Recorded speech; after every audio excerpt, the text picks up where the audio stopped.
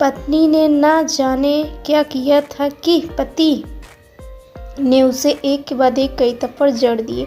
हमेशा हर सिचुएशन को शांति से हैंडल करने वाली पत्नी भी इस बार इतनी अशांत हो उठी कि उसने अपनी चप्पल ही निकालकर पति की ओर दे फेंकी। चप्पल पति के बालों को छूते हुए निकल गई। ये किस्सा यहीं पर खत्म हो सकता था, मगर पति ने इसे अपनी मर्दानगी का विषय बना लिया और बात बात से बदतर होती चली गई। रिश्तेदारों ने भी आग में घी का काम किया। किसी ने कहा, जो औरत अपने पति को चप्पल से मार सकती है वो ना ही तो वफादार हो सकती है और ना ही पवित्र होता है। ऐसी औरत परिवार ही नहीं पूरे समाज पर कलंक की तरह। बीवी के पक्ष वाले कहाँ पीछे रहने वाले थे। किसी ने कहा कि 21वीं सदी में भी जो स्त्री के साथ मारपीट करते हैं उन्हें तो जेल भेज देना चाहिए। तो कोई कहता, जरूर इसको कोई और पसंद आ गई होगी इसलिए अब पत्नी से मारपीट करने लगा है।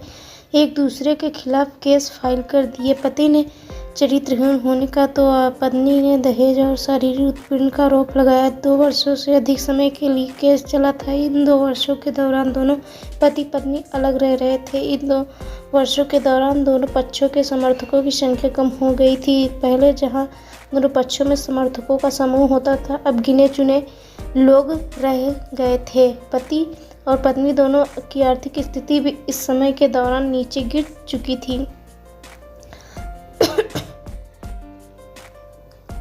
पैसों की बात आते ही उन्होंने भी अपना पलड़ा झाड़ लिया था। अगर कोई देने को राजी भी हुआ तो मोटे ब्याज की शर्त पर। आखिरकार वही हुआ जो सब चाहते थे, डाइवोर्स। हर कोई खुश था, दोनों पक्षों के रिश्तेदारों, उनके माता पिता और दोनों के वकील। लेकिन 5 साल की सुखद शादी और एक सुंदर बेटी होने के बाद मिले इस डाइवोर्स से पत्नी मूक थी और पति शांत। शायद ये एक इत्तेफाक ही था कि इस खुशी को मनाने के लिए दोनों पक्ष के लोग एक ही चाय की पटरी पर बैठे थे, आमने सामने। इत्तेफाक इसलिए क्योंकि ज़्यादातर लोग जो एक दूसरे के विरोध पक्ष को सपोर्ट कर रहे थे वे एक दूसरे को अच्छे से जानते भी नहीं थे। पति पत्नी भी इन सभी से दूर एक दूसरे के सामने मेज पर बैठे।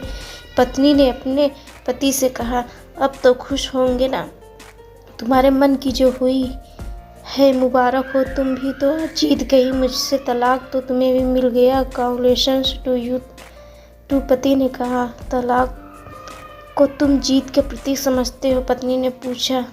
पति चुप रहा। थोड़ी देर की शांति के बाद पति ने कहा, मुझे तुम्हें 5 लाख रुपए अभी और हर महीने 8,000 देने का आदेश है। अभी मेरे पास पैसे नहीं, इसलिए हमारा मतलब मेरा जो सिटी में फ्लैट है उसे तुम्हारे नाम कर देता हूँ। पत्नी बोली, लेकिन उस फ्लैट की कीमत तो 18 लाख की है। हाँ, लेकिन हमारी बेटी तुम्हारे साथ है और आगे जाके उसके खर्चे भी बढ़ेंगे, तुम्हें थोड़ी आसानी होगी। पति ने कहा, नहीं, मुझे सिर्फ 5 लाख ही देना और तुम हर महीने 8,000 तो देने ही वाले हो। मैं मैनेज कर लूँगी, अगर 5 लाख नहीं है तब भी कोई बात नहीं। पत्नी बोली। दोनों फिर से शांत हो गए। पति सोचने लगा कि कितनी भोली और समझदार है ये औरत, जो कुछ समय पहले तक मेरी पत्नी थी अब अनजान है। अनजान ये वही है जो कम से कम खर्चों में घर चलाती है और पैसे बचाकर मेरे जन्मदिन पर, बर्थडे पर हमेशा मेरे लिए नए कपड़े खरीद लाती। कभी बीमार भी हो जाती तो पैसे बचाने के लिए मुझे मालूम न होने देती और घरेलू नुस्खे से अपना इलाज कर लेती। मगर घर में कोई और बीमार होता तो तुरंत डॉक्टर के पास लेकर जाती। मेरी हिम्मत मारी गई थी। मैं ही अपनी झूठी मर्दानगी के चक्कर में इतनी बड़ी गलती कर बैठा। पत्नी के दिमाग में भी उथल पुथल चल रही थी। अभी भी वैसा का वैसा ही है। पहले भी खुद से ज़्यादा हमारे बारे में सोचता था और अब भी वही कर रहा है। ये वही आदमी है जो मुझे एक्सीडेंट से बचाने के लिए खुद मोटरसाइकिल के आगे कूद पड़ा था और अपनी उंगली तुड़वा बैठा था। पता नहीं कौन सी मनहूस घड़ी में मैं झगड़ा कर बैठी। पति ने मौन तोड़ते हुए पूछा, अब तुम्हारे कमर का दर्द कैसा है? ज़्यादा तकलीफ तो नहीं होती? पत्नी हल्का सा मुस्कुराई और बोली, अभी भी होता है, अब तो पेट में भी क्रैम्प्स उठते हैं। वो तो होगा ही। तुम योगा या कसरत भी तो नहीं करती हो। अब किसी गायनोकोलॉजिस्ट को दिखा जरूर देना। पति ने कहा, तुम बताओ तुम्हारा अस्थमा कैसा है?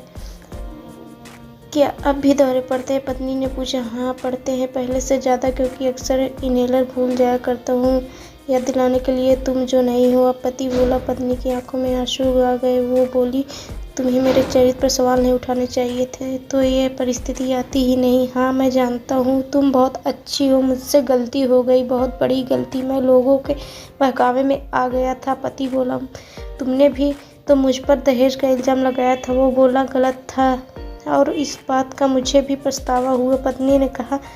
पति कुछ कहना चाह रहा था लेकिन हिचकिचा रहा था। पत्नी ने पूछा, कुछ कहना चाहते हो? वो बोला, क्या सब पहले जैसा नहीं हो सकता? क्या मतलब? पत्नी बोली, मतलब कि हम फिर से पहले की तरह पति पत्नी बनकर, सच्चे दोस्त बनकर नहीं रह सकते? पति बोला, पर ये डाइवोर्स के पेपर दिखाते हुए पत्नी ने कहा, फाड़ देते हैं। पति ने अपने पास रखे डाइवोर्स के पेपर फाड़ते हुए कहा। पत्नी ने भी अपने पास रखे पेपर फाड़ दिए। सभी हैरान थे। वकील, रिश्तेदार और माँ बाप, पति पत्नी दोनों एक दूसरे के हाथ में हाथ पकड़े अपने घर की तरफ चले गए। दोस्तों, ये कहानी उन हर पति पत्नी के लिए बड़ी सीख है जो छोटी छोटी बातों पर लड़ते हैं और इन झगड़ों को बड़ा बना के अलग होने का डिसीजन लेते हैं। और प्यार और झगड़ा तो एक सिक्के के दो पहलुओं की तरह, दोनों को स्वीकार करना होगा, तभी ये पवित्र रिश्ता उसकी मंजिल तक पहुंचेगा। तो दोस्तों, अगर आपको हमारी ये स्टोरी थोड़ी सी भी अच्छी लगी हो तो प्लीज़ आप हमारे चैनल को सब्सक्राइब कीजिए, लाइक कीजिए और शेयर कीजिए। Thank you and bye bye.